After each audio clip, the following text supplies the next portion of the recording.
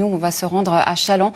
C'est là que se tenait cette fin de semaine la Crazy Flip, 4e édition cette année de ce salon qui met à l'honneur, vous l'aurez compris, les jeux de café et le rétro gaming. Valentin Cano et Baptiste Bozon y étaient.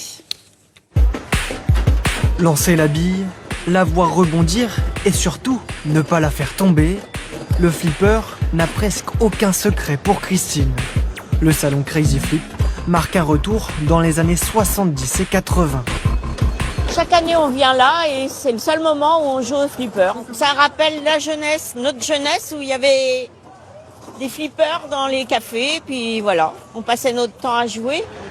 Après l'âge d'or du flipper, à la fin du XXe siècle, les collectionneurs entretiennent la nostalgie. Ici, environ 100 machines sont mises à disposition des passionnés et des novices. On démarre avec des flippers mécaniques qui datent des années 60 pour le plus vieux. Les mécaniques après ça continue sur les années 70 et donc maintenant il y a quelques productions qui sont sorties il y a quelques mois. Donc on est rendu en 2026 et donc il y a toujours des flippers qui sont produits. Des nouveautés pour attirer aussi les plus jeunes. Parmi elles, ce flipper sur le thème d'Harry Potter avec des obstacles en mouvement. Plus immersif encore, cette innovation 100% numérique où le joueur porte un casque de réalité virtuelle, comme plongé dans un univers parallèle.